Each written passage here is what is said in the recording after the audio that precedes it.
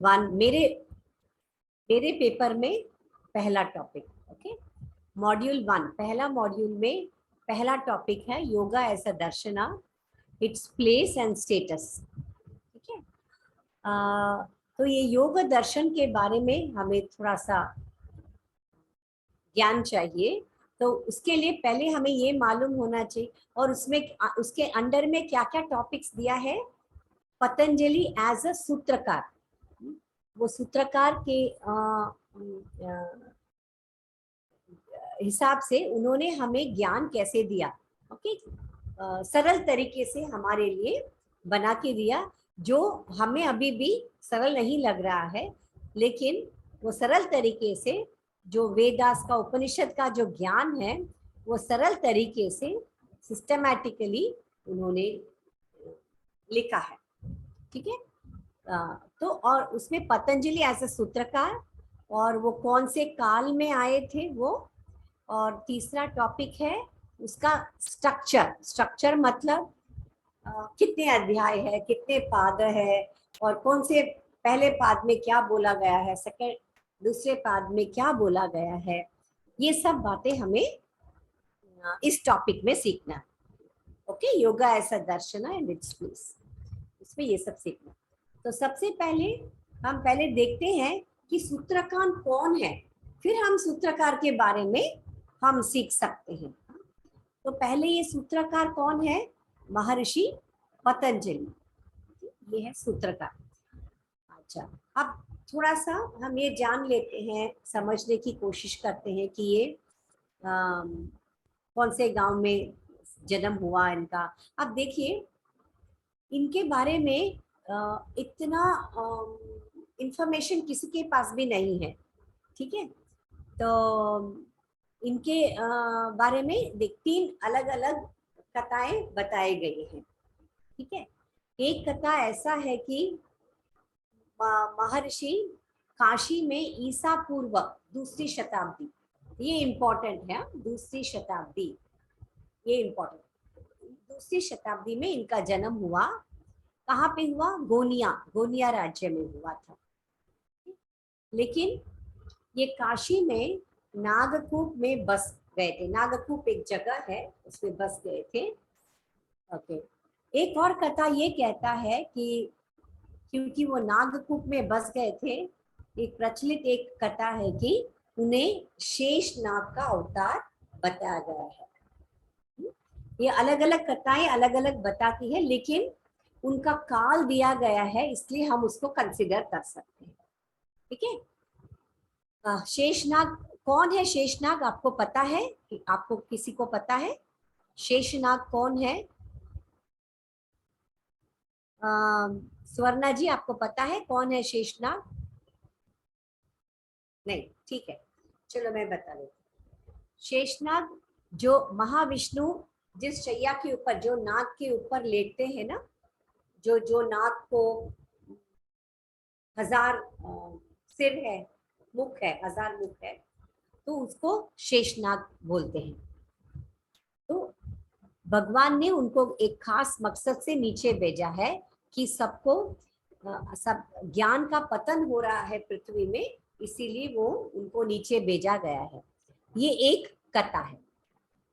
ठीक है, और ये जो पतंजलि है, उनके पास अद्भुत शास्त्र ज्ञान, शुरू से ही उनके पास शास्त्र ज्ञान, और वो विभिन्न भाषाओं में उनको वो बताते हैं।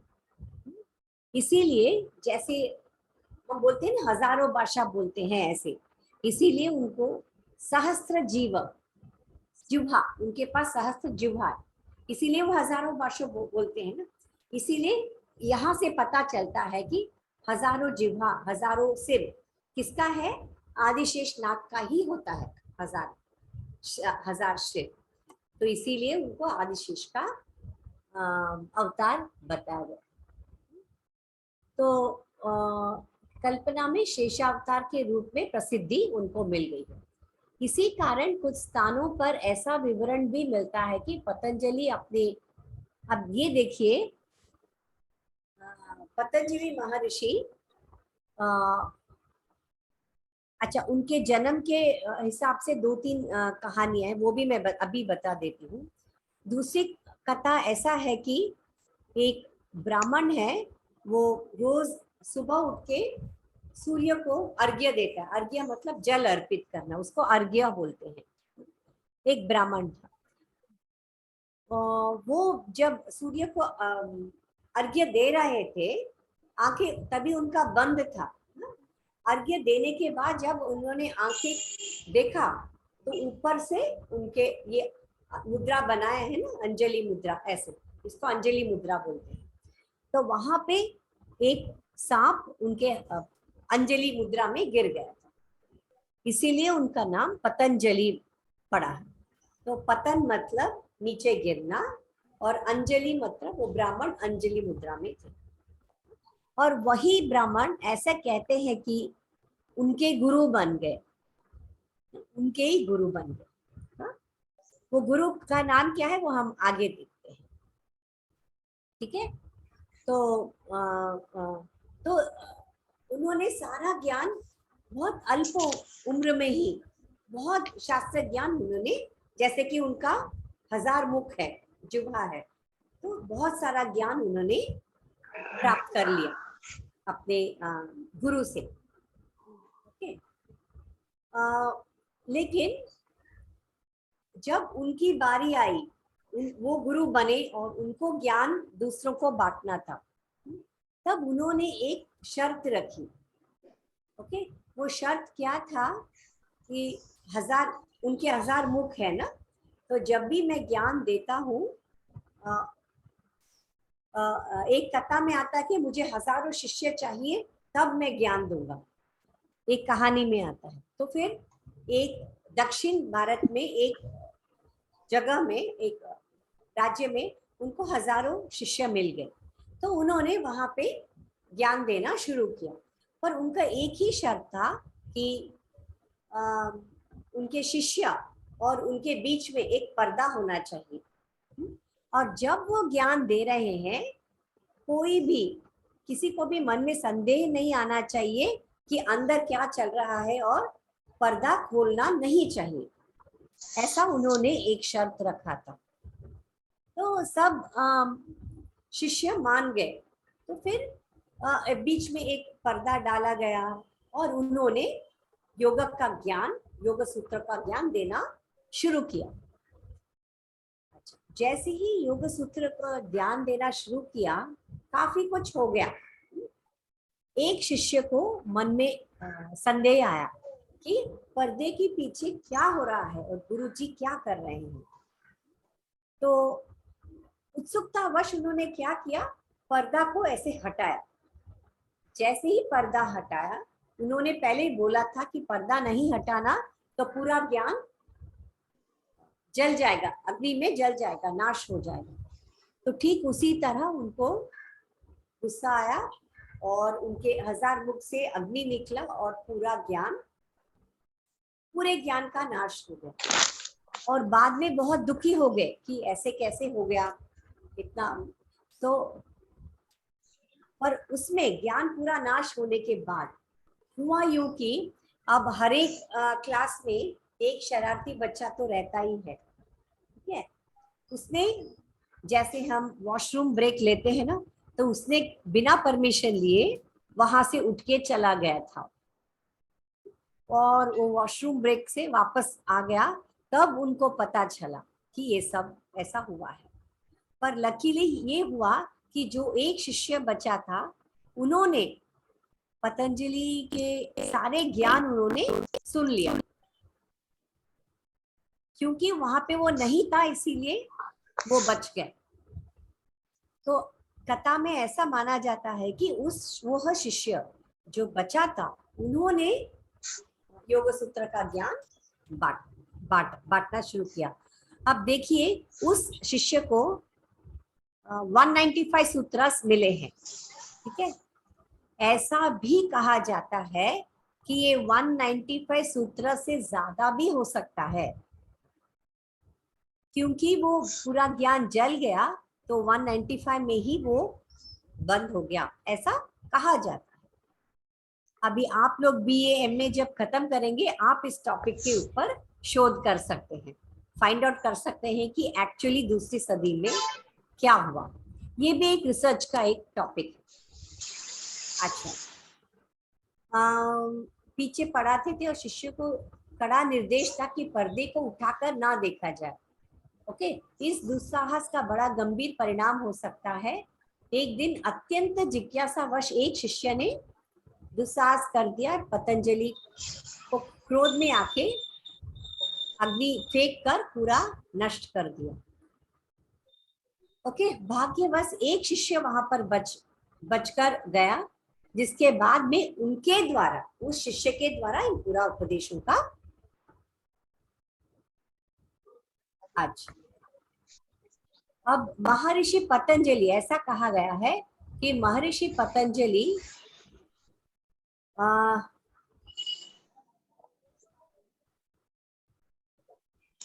महर्षि पतंजलि, उनके गुरु का नाम पणिनि, पणिनि जो व्याकरण आचार्य है, जिन्होंने संस्कृत का व्याकरण लिखा है, पणिनि उनके शिष्य थे। जैसे मैंने कहा था, एक कथा में ऐसा बताया गया है कि वो ब्राह्मण अर्घ्य दे रहे थे और उनके हथेली में वो आके गिर गए सर पर, इसीलिए उनका नाम पतंजलि। तो ऐसा कहा गया कि उनके गुरु व्याकरण आचार्य पणिनि थे। ओके, जिसके ऊपर इन्होंने कुछ भाष्य लिखा है पणिनि के व्याकरण के ऊपर। जो महर्षि पतंजलि ने क्या क्या, उन्होंने क्या क्या लिखा है, हम उसके बारे में थोड़ा सा जान लेते हैं। पतंजलि ने पणिनि के अष्टाध्यायी पर अपनी टीका लिखी और जिसे महाभाष्य भी कहा जाता है। और इसका काल कौन सा है, देखिए वही 200 ईसा पूर्व, ये सब ईसा पूर्व की बात कर रहे हैं, यानी वो दूसरी और तीसरी सदी के बीच में आए थे।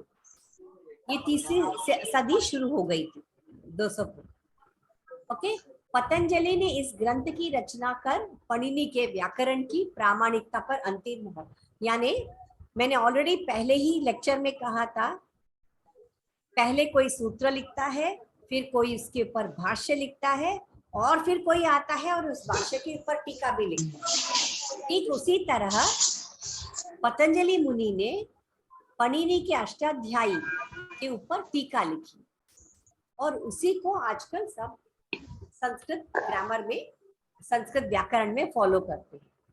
ओके, महर्षि पतंजलि एक महान चिकित्सक भी थे। ओके, इसीलिए कुछ विद्वान कहते हैं कि ये जो चरक संहिता है, महर्षि पतंजलि ने लिखा।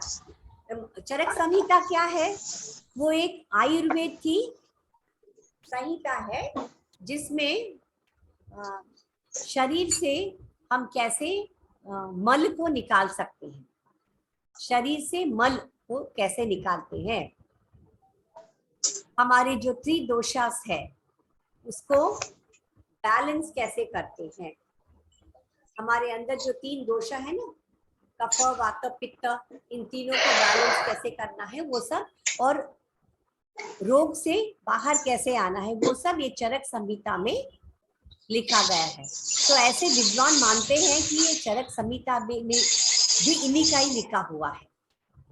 ओके, और महर्षि पतंजलि रसायन विद्या के भी शास्त्र, रसायन विद्या मतलब केमिस्ट्री, जो आज के भाषा में जो केमिस्ट्री कहते हैं, धातु योग, धातु योग मतलब जो इंग्लिश में मेटलर्जी, धातु के ऊपर जो स्टडी करते हैं वो, सॉरी धातु नहीं, लोह शास्त्र, वो मेटलर्जी है, अलग अलग मेटल्स को स्टडी करते हैं। ओके, और पतंजलि मुनि, उनका डेट भी आपको पता होना चाहिए, 195 टू 142 ईसा के पूर्व। ये देखिए दूसरी सदी है 190, ये सब एग्जैक्ट डेट नहीं है, पक्का ये डेट नहीं है, ये सब हम अंदाज, ये तो बहुत प्राचीन है ना, इसलिए साइंटिस्ट लोग अंदाज करके, रिसर्च करके, अंदाज करके उन्होंने ये डेट बताया 195 ईस्वी सन बताइए ना मैडम। हाँ ईस्वी जी, सन 195 टू 195 टू 142। 142 को क्या बोलते हैं? 142 बोलते हैं ना।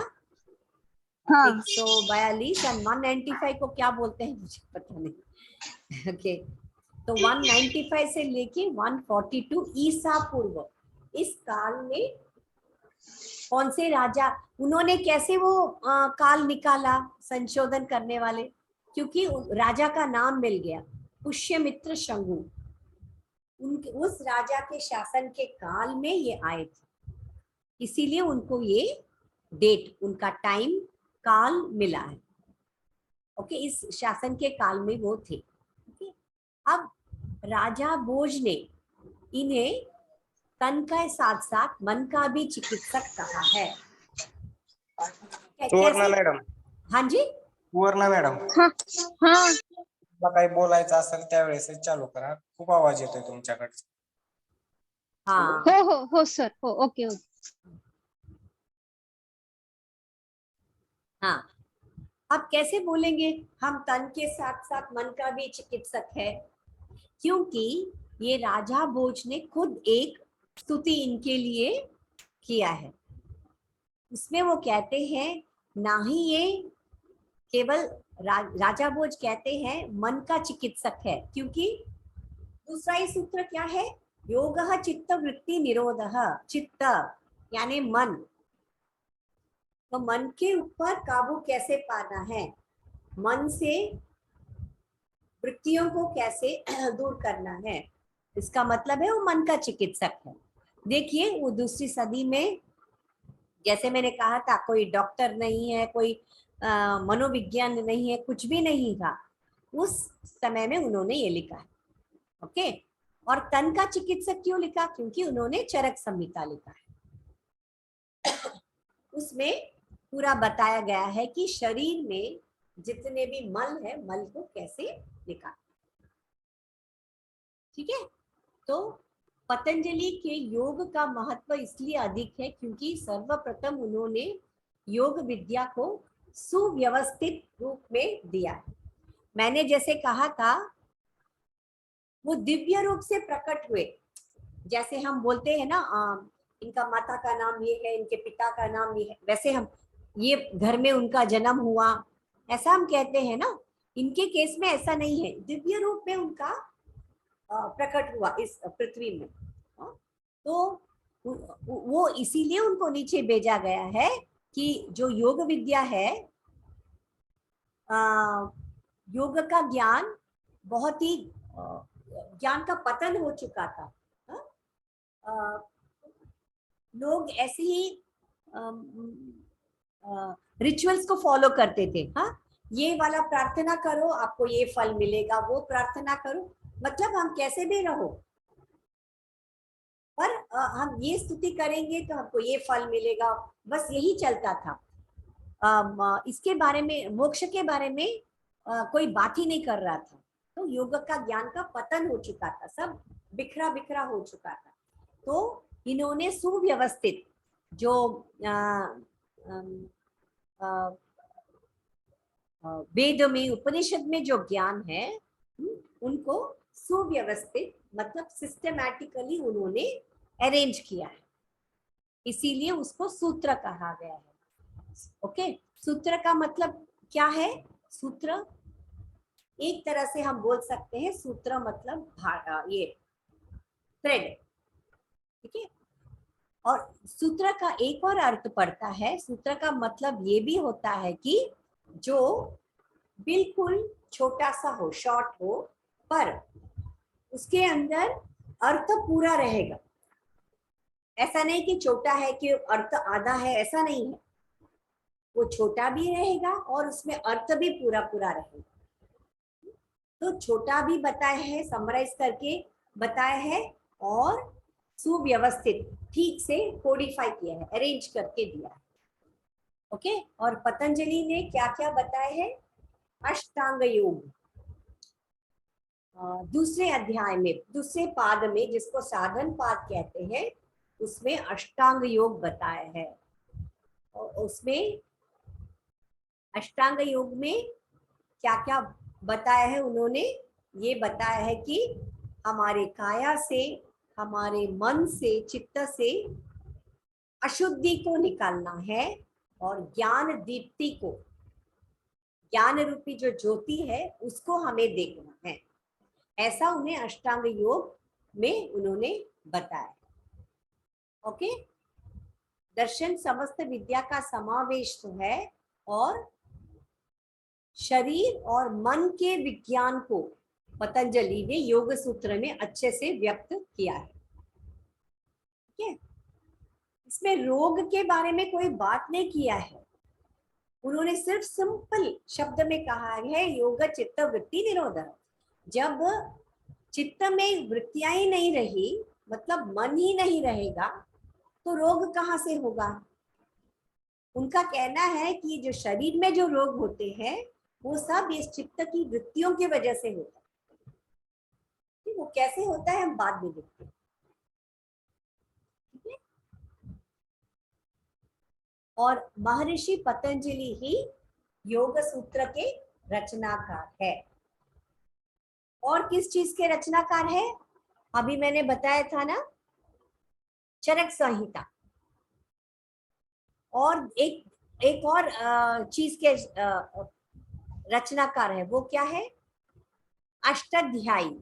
अष्टाध्यायी के ऊपर उन्होंने महाभाष्य लिखा। ये दोनों चीजों को याद व्याकरण। रखिए। हाँ जी, व्याकरण, यस हाँ। यस यस, व्याकरण। उस अष्टाध्यायी के ऊपर उन्होंने महाभाष्य लिखा व्याकरण के ऊपर। तो एक है व्याकरण जो मुख शुद्धि के लिए है, और चरक संहिता जो हमारे शरीर की शुद्धि के लिए, मल निकालने के लिए है, और तीसरा क्या है, योग सूत्र, पतंजलि योग सूत्र। योग सूत्र के भी रचनाकार है। ये योग जो ये 6 दर्शना है। ओके, हमारे भारतीय दर्शना में 6 दर्शना है। कौन से है वो, कुल मिला के 9 दर्शना है, पर ये 6 दर्शना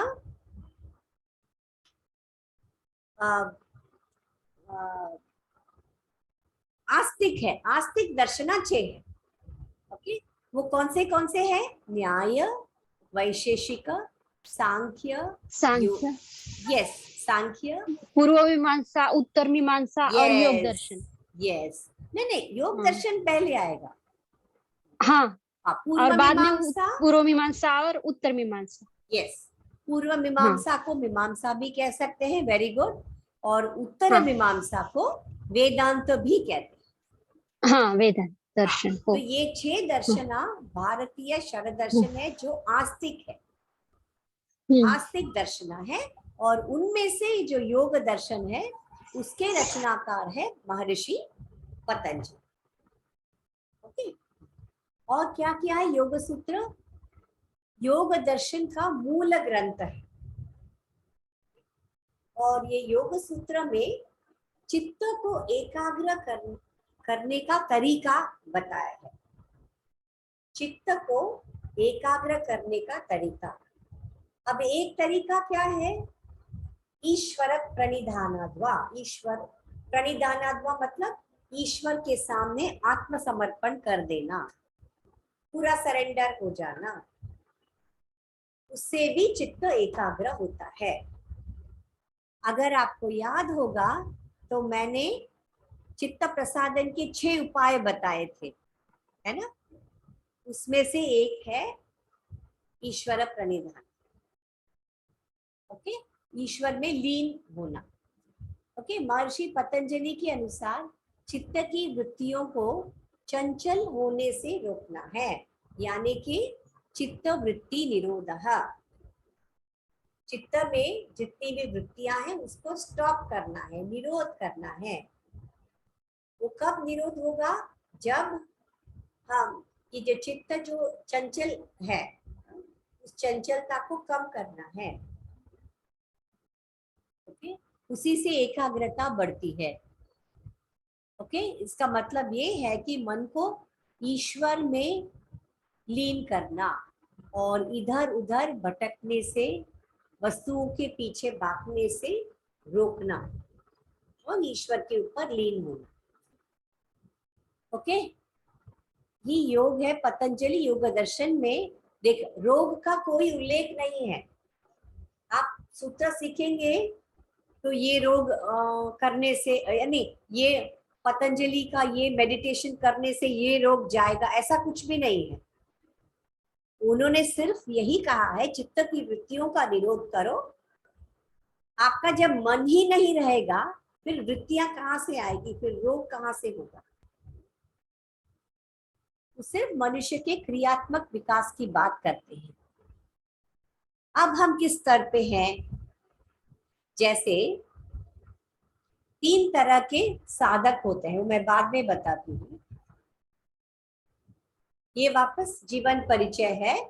महर्षि पतंजलि को योग दर्शन, पतंजलि योग सूत्र के प्रवर्तक के रूप में जाना जाता है। ओके, योग की विभिन्न धाराओं को मिलकर, जैसे कर्म योग है, कर्म योग, भक्ति योग, ज्ञान योग, राज योग, सबको, सबका समावेश करके उन्होंने योग सूत्र करके लिखा है। ओके, महर्षि ने, हम कैसे बोलते हैं कर्मयोग, कहाँ पे बताया है उन्होंने आपको? जैसे दूसरे अध्याय में पहले ही सूत्र है, तपः स्वाध्याय ईश्वर प्रणिधानानि क्रिया योगः, उसमें तपः आता है। तपः क्या है? आपको एक्शन करना, कर्म करना है। क्या कर्म करना है? आपका जो इंद्रिय है ना, वस्तुओं के पीछे भागता है, उसको वस्तुओं के पीछे भागने से रोकना है। तो वो एक क्रिया हो गया ना, वो क्रिया हो गया। तो तपः स्वाध्याय, स्वाध्याय मतलब अपने खुद को स्टडी करना, अपने आत्मा को स्टडी करना, वो एक तरह का स्वाध्याय। दूसरे तरह का स्वाध्याय क्या है? दूसरे तरह का स्वाध्याय है ग्रंथों का अध्ययन करना। ग्रंथों का अध्ययन करना भी, उसको भी स्वाध्याय बोलते हैं। तो वो क्या हो गया? वो ज्ञान योग हो गया, है ना। और तीसरा क्या है? तपः स्वाध्याय ईश्वर प्रणिधानानि क्रिया योग। ईश्वर प्रणिधान यानी ईश्वर के सामने सरेंडर करना, आत्मसमर्पण करना, वो क्या हो गया? वो तो भक्ति योग हो गया। इसलिए कहते हैं सारे योगों का समावेश है, एक ही इसमें उन्होंने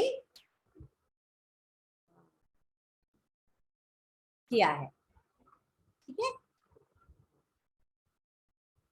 कि व्याकरण के ग्रंथों के अनुसार महर्षि पतंजलि अपने पिता के अंजलि के अर्घ्य दान करते समय दिव्य रूप से ऊर्ध्वलोक से आकर गिरे। मैं ऑलरेडी, मैं आपको एक कथा बता चुकी हूँ।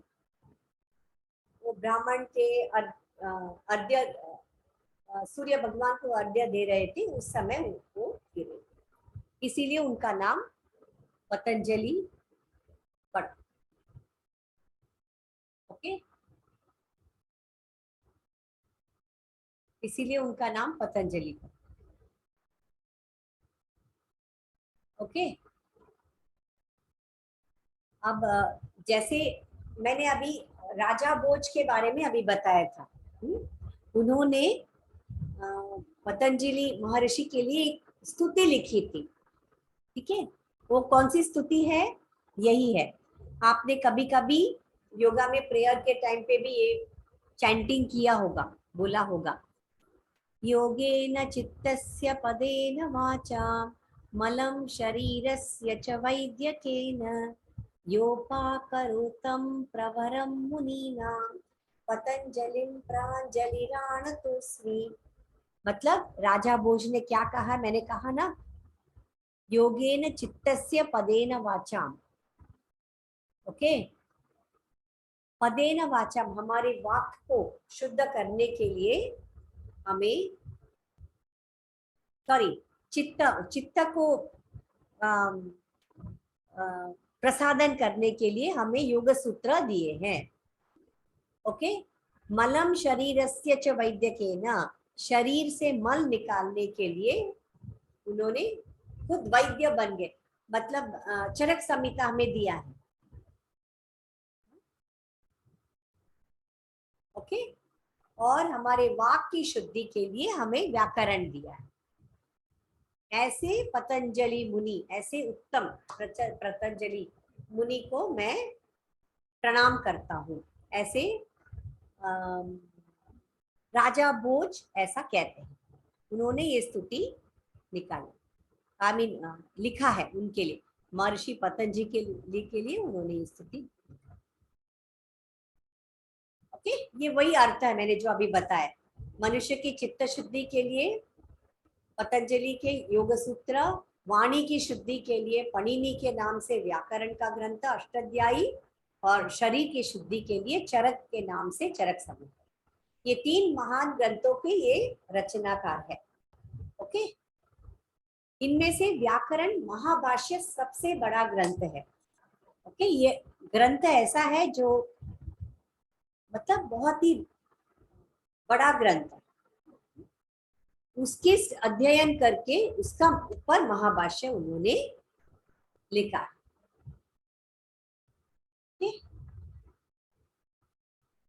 और वो खुद ही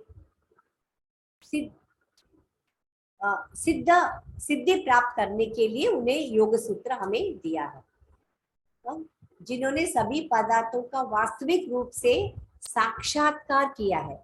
उन्होंने खुद साक्षात किया है, बाद में उन्होंने दूसरों को ये ज्ञान बांटा है। और प्राणी मात्र के कल्याण के कामना करते हुए उनको अपनी रचना में स्थान प्रदान किया। ठीक है, ये था पतंजलि के बारे में। और क्या कहते हैं, पतंजलि बहुत ही प्राचीन दर्शन है, वो तो हम ऑलरेडी देख चुके हैं, 2री सदी। ठीक है, और ये पतंजलि एक योग सूत्र में से हमें क्या मिलता है, योग सूत्र सांख्य ये दोनों देखिए समान तंत्र है ना। सांख्य उसका थियरी है और योग सांख्य का प्रैक्टिकल है। ठीक है, इससे सभी प्रकार के आदि दैविक, आदि भौतिक एवं आध्यात्मिक दुख समाप्त होते हैं और हमें सिद्धियां प्राप्त होते हैं। एकदम सरलता से दिया गया है। ओके, साधक सरलता से देवताओं का सानिध्य प्राप्त कर उनसे पूरा लाभ उठा सकता है। ये ईश्वर प्रणिधान में होता है। जैसे कि आपको याद होगा, मैंने चित्त प्रसादन में 6 उपाय मैंने जो बताया था, 6 उपाय, उनमें से एक महर्षि कहते हैं कि स्वाध्याय के द्वारा। मैडम आज बोलिए। ओ योग सूत्र सांख्य का प्रैक्टिकल है। हाँ हाँ, और सांख्य थ्योरी है, सही है क्या? हाँ, सांख्य ही थियरी है। पहले थ्योरी है और वो योग सूत्र उसका प्रैक्टिकल है। यस, पहले कपिल मुनि ने सांख्य सूत्र लिखा था। हाँ, सांख्य कारिका कपिल मुनि ने पहले लिखा था। ऐसा कहा जाता है कि कपिल मुनि भगवान के अवतार है। उनका काम था सिर्फ सांख्य सूत्र बताना कि ज्ञान, सांख्य का ज्ञान को देना। हाँ, पतंजलि मुनि कपिल मुनि के बाद में आए थे। ये सांख्य का ज्ञान पूरा मतलब क्या कहते हैं, बिखरा हुआ था मतलब किसी ने वो समझा ही नहीं उसको, वो प्रैक्टिकली फॉलो नहीं। अभी योग चित्त वृत्ति निरोध है, इसको प्रैक्टिकली फॉलो भी करना चाहिए ना। सिर्फ उसका थियरी पढ़ने से कुछ नहीं होगा।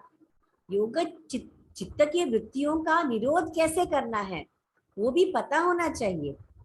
वो उपाय महर्षि पतंजलि हमें दे रहे हैं ताकि हम उस उपायों को अपने जीवन में उतार ले, प्रैक्टिकली उसे अप्लाई करें। इसीलिए उन्होंने ये दिया है। ठीक है, ओके। उसका प्रैक्टिकल फॉर्म को हिंदी में क्या बोलते हैं? जैसे सांख्य उसका थियरी है, थियरी को हिंदी में क्या बोलते हैं? ठीक है, बाद में थेरी बोलते हैं मैडम, ठीक है, थेरी ही बोलते। ठीक है, रहने दीजिए, मैं उसका शब्द बाद में निकालती हूँ।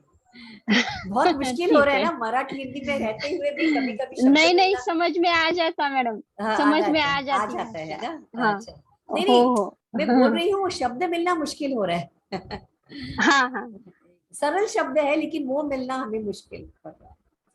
लेकिन ज्यादातर इंग्लिश शब्द होते हैं ना हमारे बोली भाषा में, इसीलिए हाँ, समझ में आ इसीलिए जाता। समझ में आ जाता है। हाँ हाँ, ऐसा है। ओके, चलो हम आगे बढ़ते हाँ हैं। हाँ, तो सिद्धियों, साधक सरल, ये हो गया, ये ईश्वर प्रणिधान। महर्षि कहते हैं कि स्वाध्याय के द्वारा साधक इष्ट देव के दर्शन प्राप्त, स्वाध्याय मतलब जैसे मैंने कहा ग्रंथों का अध्ययन करना, ग्रंथों का अध्ययन करके अपने इष्ट देव के पास हम जा सकते हैं। सो क्या हो गया, ये स्वाध्याय या ज्ञान योग हो गया, और जो ईश्वर वो भक्ति योग हो गया, है ना। तो साधक थोड़ी तन्मयता से भी अपने पूर्व जन्मों तथा आगे आने वाले अवस्था में मुक्ति का ज्ञान प्राप्त कर लेता है। ये सब चारों पादों में दिया गया है, समाधि पाद, साधन पाद, विभूति पाद और कैवल्य पाद। ओके, यदि शांत मन और विवेक के द्वारा उन स्वप्नों की गुत्थियों को सुलझा सके, अथवा स्वप्न के दिखे हुए देवता, पितृ, मुनि, संतों, देवियों की श्रद्धा पूर्वक ध्यान आराधना करे, तो वे उसे अपार सहायता पहुंचाते हैं। और उससे भी, ये कहाँ पे मिला आपको याद है, थोड़े दिन पहले मैंने आपको चित्त प्रसादन उपाय बताया था, 6 उपाय बताया था। पहला उपाय था ईश्वर प्रणिधान, दूसरा उपाय, चलो ईश्वर प्रणिधान नहीं कर सकते हैं तो चलो प्राण प्रच्छर्दन, प्राणायाम कीजिए। आपको याद है, आप वो जो पीडीएफ मैंने भेजा था उसको देखिए, 6 उपाय मैंने बताए थे। प्राणायाम नहीं कर सकते हैं, चलो दूसरा उपाय ज्योतिषमती, आपको याद है ज्योतिषमती भी मैंने बताया था, वो भी नहीं हो रहा है तो विशोक, विशोक ज्योतिषमती, वो भी नहीं हो रहा है, चलो अपने महान पुरुष के ऊपर ध्यान कीजिए, गुरु के ऊपर, वो भी नहीं हो रहा है, ग्रंथों के ऊपर ध्यान कीजिए, अगर वो भी नहीं हो पाता है तो अपनी इच्छा के अनुसार अपने मन को जो बाता है, आपको याद है, अगर याद है तो मैंने ये बताया था, चित्त प्रसादन के 6 उपाय है, आप वो पीडीएफ की फाइल में देखिए, आपको मिल जाएगा। तो ये उसके बारे में हम बात कर रहे हैं हम लोग, ठीक है।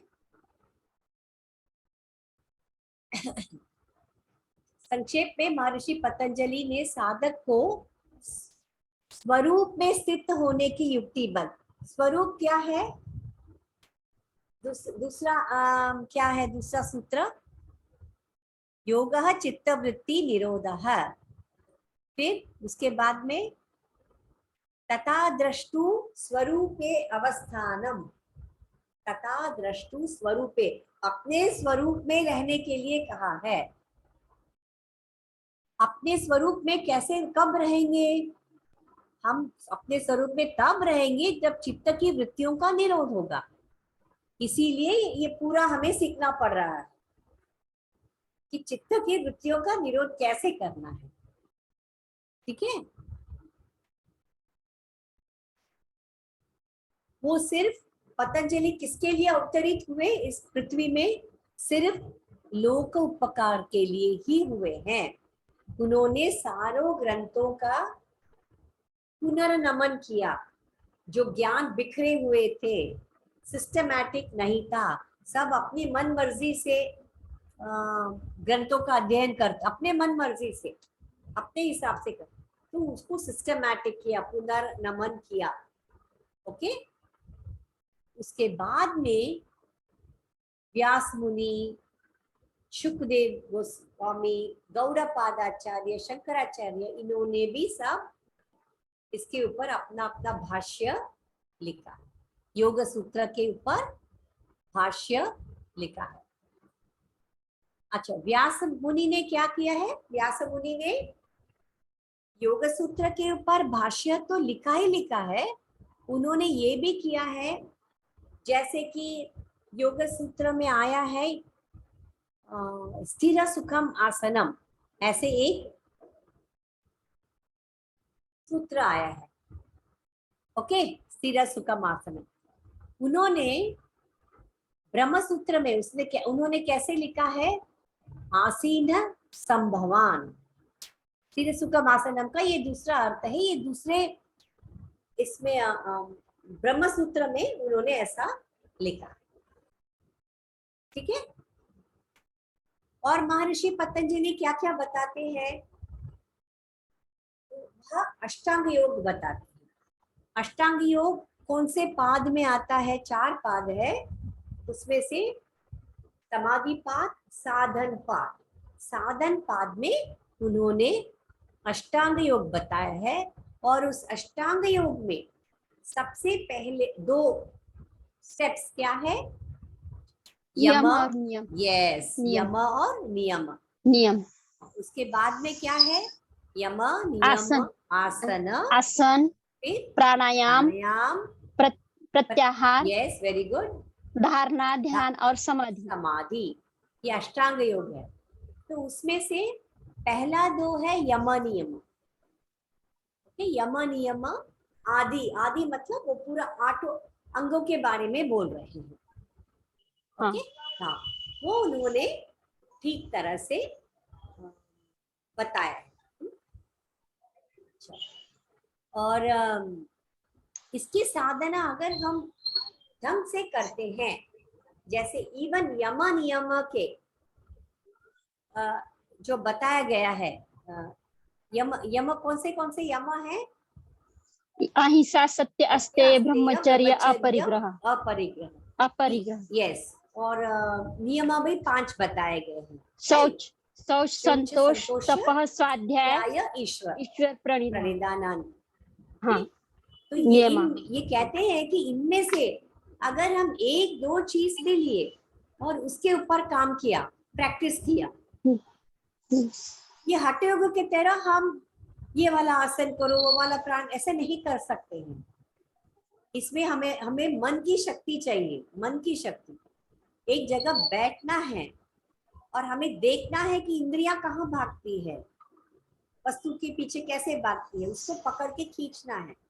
उसके लिए यम नियम होना बहुत जरूरी है ना। तो आरंभ कर भगवत कृपा से साधक में स्वयं योग की प्रवृत्तियां के प्रथम लक्षण में भगवान पतंजलि ने स्वयं ज्योतिषमती, गंधमती, ज्योतिषमती, गंधवती स्पष्ट मैंने ऑलरेडी बताया था उस सूत्र में, है ना, चित्त प्रसादन में। हम टिप ऑफ द नोज मतलब क्या बोलते हैं, यहाँ पे नासिका के ऊपर हम ध्यान लगाएंगे तो हमें दिव्य गंध हमें महसूस होगा, जैसे कि किसी ने अगरबत्ती लगाया हो या कुछ किया हो, दिव्य गंध। और जिह्वा के ऊपर हम ध्यान लगाएंगे, ये सब मैंने बताया था, पता नहीं आपको याद है कि नहीं है। जिह्वा के ऊपर ध्यान लगाएंगे, हाँ बताया था ना, तो मैं वापस जिह्वा के ऊपर ध्यान लगाइए। हाँ, तो हमें दिव्य शब्द हमें प्राप्त होगा। हम कान के ऊपर टेस्ट, दिव्य टेस्ट हमें महसूस होगा। और कान, उसके ऊपर हम लगाएंगे तो कान मतलब कान के ऊपर नहीं, कान के जो पीछे जो शक्ति है, सुनने की शक्ति, बोलने की शक्ति, उसके ऊपर हमें ध्यान लगाना। इसको हम तन मात्रा कहते हैं, वो ऑलरेडी हम सांख्य में कर चुके हैं। उसके ऊपर ध्यान लगाने से हमें दिव्य शब्द हमें सुनाई देंगे। ठीक है, तो ये भी पहले पाद में बताया गया। ओके, इन 5 योग वृत्तियों में से किसी एक लक्षण कि प्रकट हो जाने पर भी योग शक्ति में उसका प्रवेश। ओके, इनसे साधक के अंदर सभी देवी देवता, दिव्य पदार्थ, शास्त्र आदि वचनों में परलोक में पूर्ण श्रद्धा एवं विश्वास हो जाता है। ये करने से हम अभी सिर्फ सुनते हैं कि भगवान है, इष्ट देव ऐसे होते हैं, वैसे होते हैं, हम सिर्फ सुनते हैं, गणेश जी ऐसे होते हैं, है ना। जब हम ध्यान लगाएंगे और हमें ये महसूस होगा ध्यान में, तो हमारा विश्वास और बढ़ेगा। ठीक? योग के ऊपर विश्वास और बढ़ेगा ना। इस योग विद्या का प्रचार ये तो भारत में नहीं, ये तो आपको पता ही है, विश्व भर में हो रहा है। इसीलिए हम जून 21 तारीख को हम योग दिवस मनाते हैं, है ना। मतलब वो आसन प्राणायाम वैसा ही, सिर्फ उसी को योग नहीं कहते हैं, इसको योग कहते हैं। यही असल में देखा जाए योग है। ओके, पतंजलि कौन है? उनके योग दर्शन में कोई हानिकारक या अनिष्ट अनुचित वस्तु नहीं है। ओके, ये गलत करेंगे तो आपका ऐसा हो जाएगा, आपको नुकसान हो जाएगा, मतलब आप यम नियम गलत करेंगे तो आपका नुकसान, ऐसा कुछ भी नहीं है। आपके ऊपर है, आपको चित्तवृत्ति निरोध करना है। क्या करना है तो करो यम नियम, उनका यही कहना है। आपको कैवल्य प्राप्त करना है, आपको मोक्ष प्राप्त करना है, क्या तो करो यम नियम करो। आपको नहीं करना है तो मत करो, कुछ नहीं होगा। हम वापस यही जन्म मरण के चक्र में फंसेंगे, आते रहेंगे वापस। पर नुकसान तो कुछ नहीं है ना, बहुत बड़ा नुकसान हो जाएगा या भूकंप आ जाएगा, ऐसा थोड़ी है। हम यम नियम नहीं करेंगे तो भूकंप आ जाएगा या बाढ़ आ जाएगा, ऐसा कुछ भी नहीं है। आपके ऊपर है। योग चित्तवृत्ति निरोध करना है तो कीजिए, नहीं करना है तो हम ऐसे ही रहेंगे और वापस इसी में घूमते, पर आपको नुकसान कुछ नहीं होगा। ओके, ये देखिए अहिंसा, सत्य, आस्ते, ये सब करने से, स्वाध्याय, ईश्वर प्रणिधान, ये सब नियम करने से ईश्वर के ऊपर आस्था बढ़ेगी। ओके, और इसमें क्या है, कुछ भगवान का नाम है क्या? उन्होंने सिर्फ इष्ट देव ऐसे ही कहा है। उन्होंने ये नहीं कहा कि शिव जी के ऊपर ध्यान करो या गणेश जी के ऊपर ध्यान करो, ऐसा कुछ भी नहीं कहा है। सूत्र में कहीं भी कोई भी देवता का नाम नहीं आया है। तो इसका मतलब क्या है? ये सिर्फ हिंदुओं के लिए नहीं है, कोई भी संप्रदाय के, कोई भी रिलीजन के, कोई भी धर्म के लोग खाली कर सकते हैं। खाली निराकार ईश्वर के लिए है। खाली निराकार ईश्वर रहता है ना, उसके ऊपर है। हाँ, देवी देवताओं के ऊपर नहीं। सारे देवी देवताओं का देव जो बोलते हैं ना, शिव, हाँ निराकार उसे बोलते हैं। पर पतंजलि ने बताया क्या शिव जी के निराकार के ऊपर ध्यान लगाओ, ऐसे बताया पतंजलि मुनि ने?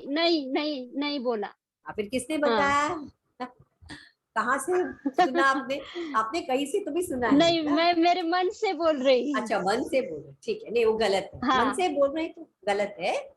पतंजलि मुनि ने कहीं भी ना ही शिव जी का, ये देखो दूसरी सदी का है, ना ही शिव जी का नाम बताया, ना ही देवी जी का नाम बताया। उन्होंने सिर्फ कहा है इष्ट देव। अभी हमारा इष्ट देव क्या है उनको क्या पता है? हाँ। इसके ऊपर ध्यान करने से हमारी वृत्तियों कम हो सकता है। कम होने के लिए सपोर्ट, आलंबना मतलब सपोर्ट, ये केवल एक सपोर्ट है। और हम लोग क्या करते हैं, उसी को पकड़ के हम बैठ जाते हैं, है ना, उसी को पकड़ के हम बैठ जाते हैं। मुझे ऐसा लगा कि निराकार ईश्वर के ऊपर बोला है। उन्होंने ऐसा कुछ भी नहीं कहा है। मतलब उसमें किसी देवी देवता का नाम नहीं लिया। देवी देवताओं को 4 हाथ है, 3 मुंह है, ऐसा है ना, 8 हाथ है। का रूप है। हाँ, निराकार का रूप में बताया है, ऐसा मैं सोची। वो अद्वैत वेदांत में आता है। हाँ, अद्वैत वेदांत में वो क्या कहते हैं, ये सब माया है। और हाँ वो जो निराकार आप जो बोलते हैं ना, निराकार से, वो अद्वैत वेदांत में। ये योग दर्शन है। हाँ योग दर्शन में पतंजलि मुनि ने ऐसा कुछ भी नहीं बताया, कुछ भी, हाँ उसका उल्लेख ही नहीं किया। ऐसा उल्लेख ही नहीं आया है। आप पूरे चारों हाँ पाद पढ़िए ना, कहीं भी ऐसा हाँ उल्लेख नहीं आया है कि ये देवी है, वो देवता है, ऐसा है वैसा, ऐसा कुछ भी नहीं। वो सिर्फ नहीं, कहते हैं ईश्वर। हाँ और अगर ईश्वर के ऊपर ध्यान नहीं लगा सकते हैं, चलो कम से कम अपने इष्ट देव के ऊपर तो ध्यान लगाओ। हाँ, हाँ ऐसा बोलते हैं। लेकिन हाँ उसको सपोर्ट जैसा लेके आगे बढ़ना चाहिए। और आखिर में उन्होंने कहा है ओम ही ईश्वर है। वो भी मैंने एक पीडीएफ फाइल भेजा है। योग दर्शन के अनुसार सिर्फ ओम, प्रणव, हाँ प्रणव ओम ईश्वर है। हाँ ये ईश्वर है और जिसका नाम प्रणव है। ठीक है, आपको अभी फर्क हाँ समझ में आ रहा है? अब देखिए, आ गया है मैडम। हाँ, अभी आपका नाम सुवर्णा आर्य है, लेकिन हाँ आप सिग्नेचर कैसे करते हो? पूरा नाम लिखते हो कि ऐसे ऐसे ऐसे कुछ करके हम सिग्नेचर मारते हैं, है ना? हाँ हाँ, खाली, हाँ हाँ, पूरा नाम नहीं लिखते। पूरा नाम नहीं लिखते, ऐसे ऐसे ऐसे करके चेक के ऊपर हम ऐसे ही करते हैं ना। तो क्या है, हाँ प्रणव, ऐसे स्वर्णा आर्य प्रणव नाम है, प्रणव नाम है, स्वर्णा आर्य नाम है। और आपका जो चेक के ऊपर सिग्नेचर है, और ये ओम प्रणव का सिग्नेचर है। अच्छा, प्रणव का जो सिग्नेचर है ना, वो है ओम। ओम मतलब short form madam, short form. Short form नहीं है। हाँ शॉर्ट फॉर्म भी नहीं है। डेसिग्नेटेड, प्रणव को ओम बोलते हैं, उनका हाँ नाम हाँ प्रणव है और प्रणव को हम ओम बोलते हैं। हाँ और मैंने वो जो भेजा है वो पीडीएफ देखिए। हमने हाँ मॉड्यूल 2 में सीखा था ना, प्रणव एंड इट्स सिग्निफिकेंस। आप सिलेबस में देखिए। हाँ हाँ है मैडम, है ना? तीसरा पॉइंट है प्रणव तीसरा एंड इट्स पॉइंट है। सिग्निफिकेंस। हाँ, तो वो क्या है, वो भी हो चुका है, मैंने पीडीएफ भी भेजा है, देखिए। अच्छा, हाँ ये जो ओम है, गुरुओं के भी गुरु है। आज गुरुओं के भी गुरुओं के भी गुरु है। हाँ ये जो ओम है, ओमकार है। और पतंजलि ने इस ओम को, ओमकार को क्या कहा है? क्या कहा है ओमकार को? पुरुष विशेष ईश्वर है। वो भी मैंने दिया है, देखिए उस सूत्र में, पुरुष विशेष ईश्वर ऐसा कहा है। तो इसीलिए प्लीज कुछ भी कंफ्यूज मत कीजिए। योग दर्शन नहीं, सबको बोल रही हूँ, सिर्फ आपको नहीं। योग दर्शन का ईश्वर कौन है? ओम। और ओम का नाम क्या है? प्रणव। और उस ईश्वर को हम प्रणिधान करना है, उस ईश्वर के ऊपर हमें प्रणिधान करना है। कैसे करेंगे? तत् जपः तदर्थ, वो भी एक है ना सूत्र, उनके ऊपर जप करना है। कैसे हम जप करेंगे? तदर्थ, अर्थ को समझ के हमें उनके जप कर, ओम का जप करना है। खाली ओम ओम ओम ऐसे बोलने से कुछ नहीं, मैकेनिकली बोलने से कुछ नहीं होता है, उनके अर्थ को समझ के करना है। ओके, अभी कैन आई स्टॉप हियर? दूसरे क्लास का टाइम हो गया है क्या बालाजी सर? 6 बज गए। बालाजी सर, हाँ मैडम, दूसरे क्लास का टाइम हो चुका है ना? ओके, हाँ। अभी ये बाकी का मैं नेक्स्ट ट्यूसडे में खत्म कर देती हूँ इसको। हाँ, तब तक प्लीज आप उस पीडीएफ को पढ़